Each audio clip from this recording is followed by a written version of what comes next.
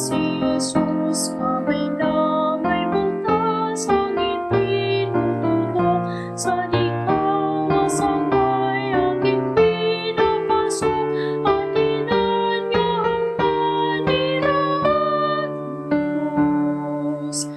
Tayo naman ay tumatawag din, sa iyong puso'y dinggin. Siya'y buksan at papasukin, nang kayo'y pagpalain. Ang tapos ng sama sa akin, lagot ko, minsan lang pinatid ang kanyang pag-irog. Dilim sa diwa ko ay nahawing lubos, nang sa aking puso'y tanggapin si Jesus. Tayo naman ay tumatawag din, sa iyong puso'y dinggin. Siya'y buksan at papasukin, nang kayo'y pagpalain. Tayo pong lahat ay manalangin. Sa gabing ito, aming Panginoon, ay muli kaming lumalapit sa iyong harapan, na puno ng pasasalamat sa iyong kadakilaan at kabutihan sa aming mga anak mo. Nagpapakumbaba dahil alam naming kami ay makasalanan. Patawarin mo kami, O Diyos, at nawalinisin niyo po ang aming puso't isipan at maging karapat-dapat sa pagtanggap ng iyong pagpapala. Pangunahan mo rin, O Diyos, ang aming pag-aaral ng iyong salita at pananalangin. Nawa ang pangalan mo lamang ang aming maitaas at mapapurihan. Ito ang aming samot panalangin sa bugtong mong anak na si Jesus. Amen. Magandang gabi po sa ating lahat at muli po ang inyong lingkod ay binigyan ng pagkakataon na magbahagi ng salita ng Panginoon sa gabing ito. Ang ating pong pagbubulayan ay magmumula po sa aklat ng Exodus, Kabanata 14, talatang 13 hanggang 14. At ito po ang sinasabi. At sinabi ni Moises sa bayan, huwag kayong matakot. Tumigil kayo at tingnan ninyo ang pagliligtas ng Panginoon na gagawin sa inyo ngayon. Sapagkat ang mga Ehipsyo na inyong nakikita ngayon ay hindi na ninyo uli makikita magpakailanman. Ipakikipaglaban kayo ng Panginoon at kayo'y tatahimik. Tayo po ay manalangin. Salamat po aming Panginoon sa gabing ito na muli binigyan niyo po kami ng pagkakataon na makapag-aral ng iyong salita. At nawa, bigyan niyo po kami, O Diyos, ng sapat na talino upang unawaan ang ninanais mong mensahe para sa amin. At nawa ito ay aming maisapamuhay, Panginoong Diyos. Ito po ang aming samot panalangin sa pangalan ni Jesus. Amen. Trusting the Lord when there is no way out. Sa buhay natin, tunay na sa panahon ng pagsubok ay darating tayo sa punto ng nawawalan tayo ng pag-asa. Nawala na tayong maisip na solusyon upang malampasan ang mga pagsubok sa ating buhay. Tulad na lang sa nararanasan natin, ngayon na tila bang walang katapusan. So, nagsimula po sa COVID-19 na sobrang nagpahirap sa buong mundo hanggang sa may mga bagong variant na po ng virus na mas nakadudulot ng pangamba at matinding takot sa ating lahat. Sa aklat ng Exodus ay mababasa natin ang kwento kung paano ni Jesus iniligtas ang kanyang bayan mula sa kamay ng mga Ehipto. Moses experienced that the same feeling when after leading Israel out of Egypt. They were stuck between the Red Sea and an angry Egyptian army. Kahit kung nga ba iniugnay itong pangyayaring ito sa nararanasan nating pandemic sa kasalukuyan. Yes po, marami po sa atin ang tila bang naiisip ay wala ng katapusan to. Parang wala na tayong pag-asa na makaligtas sa pandemyang ito. Na wala ng pag-asa na matapos ito. Katulad din po sa naramdaman ng bayan ng Panginoon nung sila ay hinahabol ng Ehipto hanggang sila ay nakarating doon sa tabing dagat na iniisip nila saan tayo dadaan upang makalayo at makatakas sa mga Egyptian. Mababasa po natin sa Exodus Kabanata 14, talatang 3 hanggang 4 at talatang 13 hanggang 18 kung paano kumilos ang Panginoon at paano sila iniligtas. Ito po ay babasahin natin. At sasabihin ni Faraon tungkol sa mga anak ni Israel na ngasisilo sila sa lupain, sila'y naliligid ng ilang at ating papagmamatigasan ang puso ni Faraon at kanyang hahabulin sila at kayo'y mag-iimbot ng karangalan kay Faraon at sa lahat niyang hukbo. At malalaman ng mga Ehipsyo na ako ang Panginoon. Ang kanilang ginawang gayon at hinabol sila ng mga Ehipsyo ng lahat ng mga kabayo at ng karo ni Faraon at ng kanyang mga taong nangangabayo at ng kanyang hukbo at inabutan sila noong nakahantong sila sa tabi ng dagat na nasa siping ng Pehaherot na sa tapat ng Baal-Zephon at sinabi ni Moises sa bayan, huwag kayong matakot. Tumigil kayo at tingnan ninyo ang pagliligtas ng Panginoon na gagawin sa inyo ngayon. Sapagkat ang mga Ehipsyo na inyong nakikita ngayon ay hindi na ninyo uli makikita magpakailanman. Ipakikipaglaban kayo ng Panginoon at kayo'y tatahimik. At sinabi ng Panginoon kay Moises, bakit humihibik ka sa akin? Salitain mo sa mga anak ni Israel na sila'y magpatuloy na yumaon. At itaas mo ang iyong tungkod at iunat mo ang iyong kamay sa ibabaw ng dagat at hawiin mo. Ang mga anak ni Israel ay dadaan sa gitna ng dagat sa ibabaw ng lupang tuyo. At ako narito, aking papagmatigasan ang puso ng mga Ehipsyo at susundan nila sila. At ako'y mag-iimbot ng karangalan kay Faraon at sa buo niyang hukbo, sa kanyang mga karo at sa kanyang mga nangangabayo. At malaman ng mga Ehipsyo na ako ang Panginoon, pagka ako ang nakapag-iimbot ng karangalan kay Faraon sa kanyang mga karo at sa kanyang mga nangangabayo. Ginabayan ng Panginoon ang mga Israelita to the exact place He wanted them to be. Right on the edge of the Red Sea na meron alon sa kanilang likuran na nilulunod ang mga Egyptians. It was only God who could provide a way in. Itong karanasan ay nangyayari din sa ating buhay. Although hindi natin nakikita sa ngayon na maghahati ang dagat para sa ating daraanan. Dahil ang pagkilos ng Panginoon at pagtulong niya sa atin ngayon ay ibang paraan, ngunit nananatili ang kanyang kapangyarihan.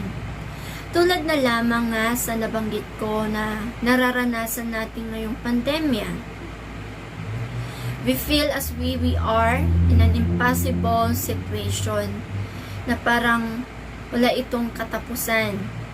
Na parang hindi na tayo manunumbalik ba sa normal nating buhay noon, na malaya tayo kumilos, na walang pangamba at takot na baka madapuan tayo ng matinding virus. But it is just for God to show us how powerful He is. Kaya nga tayo, diba, until now, we are still safe mula sa virus na sa ating paligid dahil sa proteksyon ng Panginoon sa atin. At sa ganun, sa ibang pagsubok sa buhay natin, sa trabaho man, pamilya, at sa iba pa na dumadating tayo sa punto na wala na tayong maiisip na solusyon sa mga problema natin, na sa bawat desisyon na gagawin ay may mga kaakibat o dulot na pasakit at paghihirap. God is an outside the box thinker. Ito ay dahil ang Panginoon natin ay tunay na makapangyarihan at walang ninuman o anuman ang makadadaig sa Kanya. Everyone felt backed up against a wall with no way out. But that's because no one would have predicted that He would part the Red Sea for the Israelites to walk through on the solid ground. Sa panahon ng pagsubok na nararanasan natin at mararanasan natin lahat, kahit na madali sa atin makaramdam ng takot, lalo na kung pakiramdam natin ay wala na tayong matatakbuhan. These are the moments we can see God work at His best. Ito din ang pagkakataon na lumapit tayo sa Panginoon at ibigay natin sa Kanya ang ating buong pananalig at pagtitiwala na ang lahat ay malalampasan natin, magiging okay ayon sa Kanyang kalooban. Paano ba natin masusumpungan ang walang kapantay na pagkilos ng Panginoon at proteksyon niya sa atin? Ito po ay sa pamamagitan ng ating pananampalataya at pagtitiwala sa Kanya, na kahit sa anumang unos sa ating buhay, kasama natin ang Panginoon na nakikipaglaban para sa atin. Kaya sa nararanasan natin ngayon, sa anumang sitwasyon na meron tayo, ay malalampasan natin ito sa pamamagitan ng Kanyang pagkilos, pangunguna, proteksyon dahil sa pagmamahal niya sa ating lahat. When you have no fight left in you, you are spent, God will fight for you. Don't give up. Don't lose hope. The Lord is in your side. Amen. Dumako po tayo sa sama-samang pananalangin. Papasalamat tayo sa Panginoon sa matagumpay nating gawain sa buong linggong ito. Nagdaan.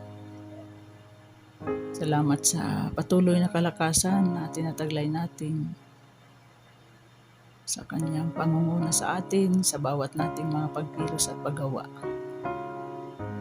Sa kapayapaan na ating nararanasan sa ating mga tahanan sa gitna ng kaguluhan mayroon ang ating paligid. Papasalamat tayo sa Panginoon sa mga biyayang ating tinatanggap sa bawat araw. Lalo't higit, ating pasasalamatan ang buhay ng ating mga kapatid na nagdiriwang ng kanilang mga kaarawan sa buong linggong ito. Ang buhay na kanilang tinataglay ay tunay na biyaya na mula sa Diyos. Kung kaya ang pagdiriwang ng buhay na ito ay nararapat na ating itaas at ipupuri sa Diyos upang ang panibagong taon na kanilang kakaharapin ay maging isang taon na puno ng biyaya, ng kalakasan at kagalakan. Atin din pasalamatan ang Diyos sa mga natapos na gawain ng mga pagpupulong, meetings. Salamat sa Panginoon sa wisdom na kaloob niya upang maiplano at maisagawa ang mga gawain na nais na maisagawa upang patuloy na mapangunahan ang samahan o ang board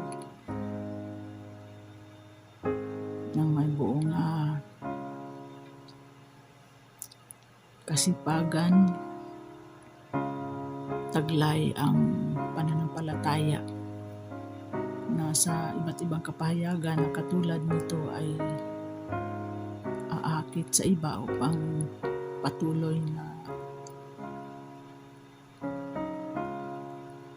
maranasan ang pagbabaginan at makikita ang tunay na kahulugan ng pananampalataya sa pamamagitan ng ugnayan at sama-samang pagkilos na may buong pagmamahal at katiyagaan.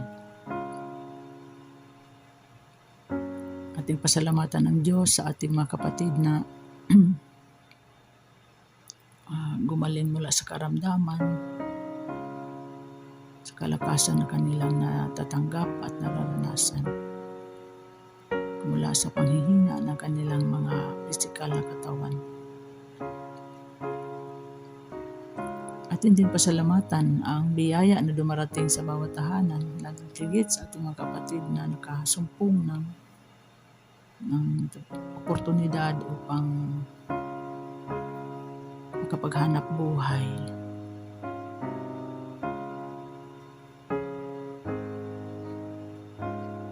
Pasalamatan din natin ang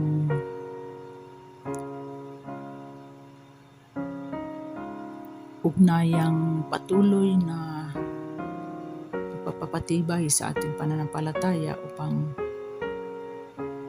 mula rito ay magpapatuloy ang paglalakbay sa buhay na mayroong sigasig at katatagan. Iba pa nating mga pasasalamat ay ating dalhin sa Panginoon, lalo tigit ang ating mga personal na kahilingan na nagkaroon ng katugunan. Ating pong dalhin ngayon sa ating Panginoon upang ipagpasalamat ang kanyang kabutihan.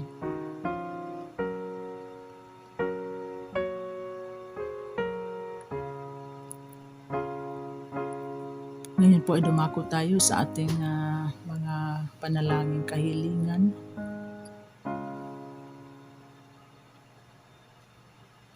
Patuloy nating itanangin ang kagalingan ng ating mga kapatid, lalo tigit sa tahanan ng mga Ortiz. Kasama sa pagpapasalamat sa unti-unting pagpapagaling ng nila Happy, ni Jacob, ni Micho, ay ang ganap na kagalingan para kay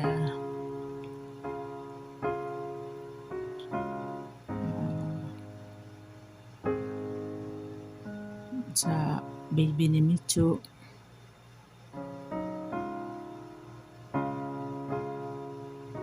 Ganun din ang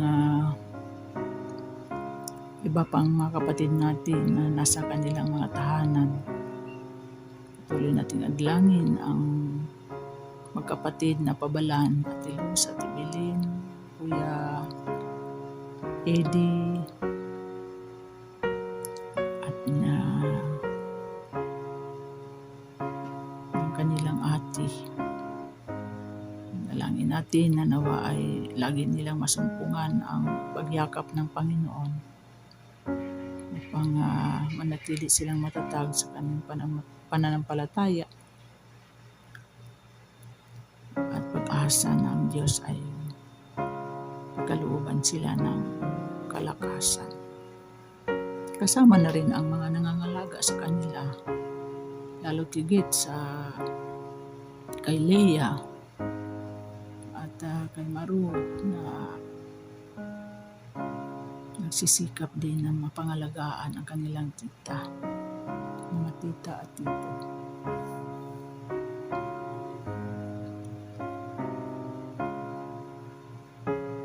Ating ipanalangin ang ating iglesia, lalo tigit sa inihanda ngayong programa ng Board of Christian Educators sa nalalapit na presentation ng mga kabataan upang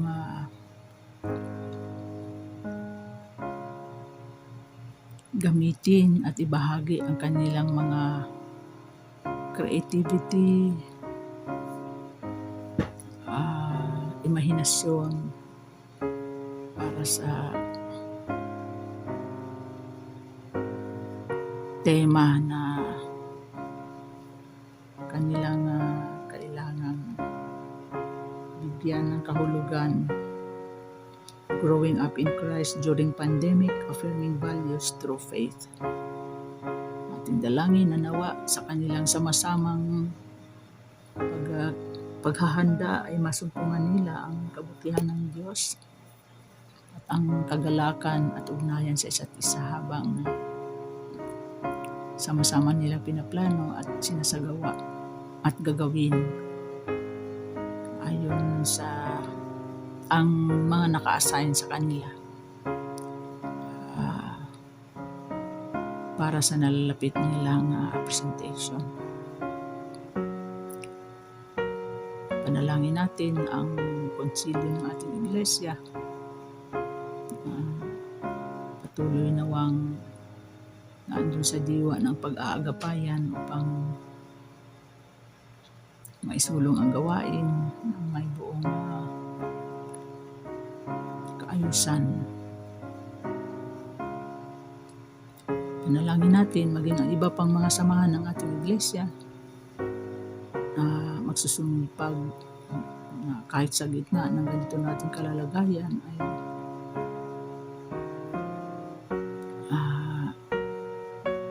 magsisikap na makapag-abot sa kanilang mga kasamahan sa organisasyon pang makapag-isip din paano mapasigla ang samahan hanggang sa gitna ng ganitong kalalagayan.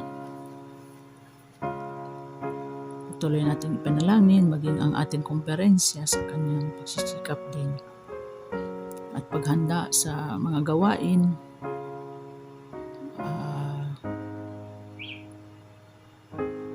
upang manatiling magkakaisa ang sambayan ng Nescon sa kanyang pagtataguyod ng mga programa at gawain ministeryo ng ating Panginoon. Lalo't higit ay ating ipanalangin ang Conference Council sa mga pinaplano at pagpaplano na isasagawa sa mga rekomendasyong na approve upang ito ay may execute ng may buong kaayusan at maglikha ng panibagong pananaw para sa mas mabunga at responsive na ministry, lalo tigit sa panahon ito. Ganoon din naman ay ating ipanalangin ang patuloy na paghahanda ngayon ng ating national para sa next year na panibagong quadrennium. Nawa ang mga nakatakdang gawain ay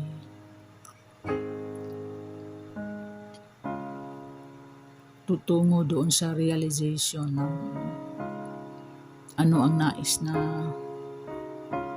maabot natin bilang kabuuang iglesia ng UCCP sa kanyang paglalakbay sa buhay na sa gitna din ng maraming issues na kinakaharap ay magpapatuloy na matatag sa kanyang paglalakbay at paggampan ng mga tungkulin upang paglingkuran ng ating Panginoon sa pamamagitan ng isang matapat na pagkilos at paggawa ayon sa kalooban ng ating Panginoon. Ating panalangin ang ating bayan, lalo't higit ang ating mga frontliners ngayon.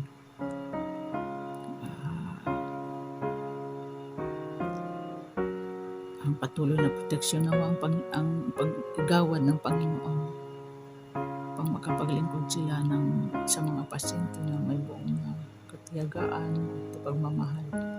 Hindi lamang sa kanilang papel na ginagampanan, kung hindi pagtingin sa kahalagahan ng buhay ng tao upang iparanas ang karagdagang kalakasan at kanilang pagpapanatili ng kalusugan sa kanilang pangangatawan. Patuloy nating idalangin ang ating mga tahanan, ang patuloy na paglukob ng kapangyarihan ng Diyos sa gitna ng bawat pamilya upang ang pagmamahal at pag-aagapayan ay laging madama sa loob ng tahanan at ang mapanatili ang kapayapaan maranasan at maramdaman ng bawat isa. Iba pa nating mga kahilingan ay ating dalhin sa Panginoon sa sandaling ito.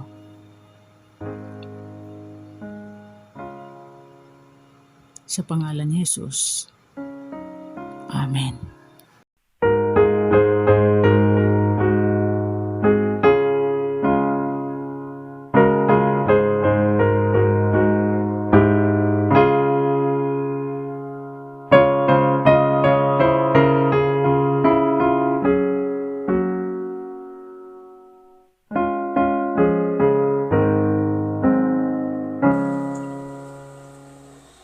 Nais ko si Jesus ay aking isaysay, yamang siya'y tapat na kaibigan.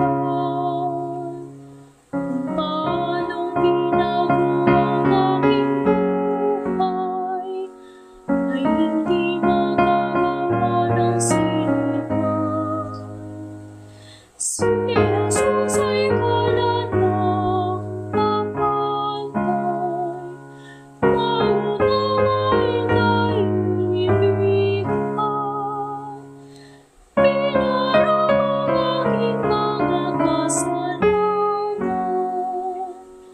at ako'y inihanan. Lugang isasala nang ako'y makita, puso ko'y batbat ng dusa't balisan.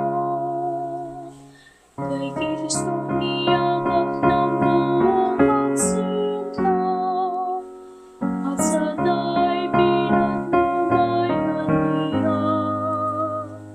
Si Jesus ay wala ng kapantay, maunawain kaibigan. Pinarong ang aking mga kasalanan, at ako'y inihanan. Tayo po ay manalangin.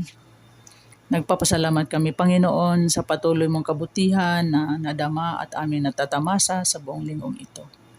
Salamat sa iyong pagmamahal sa amin. Ganon din ang iyong pagkalinga na nararanasan ng bawat isa. Sa gabing ito ay matatapos ang aming sama-samang pananalangin, subalit hindi naman din natatapos ang iyong pangangalaga sa amin. Dalangin namin na nawa patuloy mo kaming akayin tungo sa buhay na pagiging matapat at nasisiyahan sa araw-araw mong paggabay sa amin upang patuloy namin ibalik ang aming pasasalamat at pagpupuri sa iyo sa pamamagitan ng kapahayagan nito sa aming mga buhay. Patnubayan mo bawat isa sa aming pamamahinga sa gabing ito at nawa madama namin ang iyong pagpapatnubay upang bukas ay muli mayroon kaming kagalakang maglingkod at kumilos na sa ilalim ng iyong pangunguna. Ito po ang aming dalangin sa tanging pangalan ni Jesus. Amen.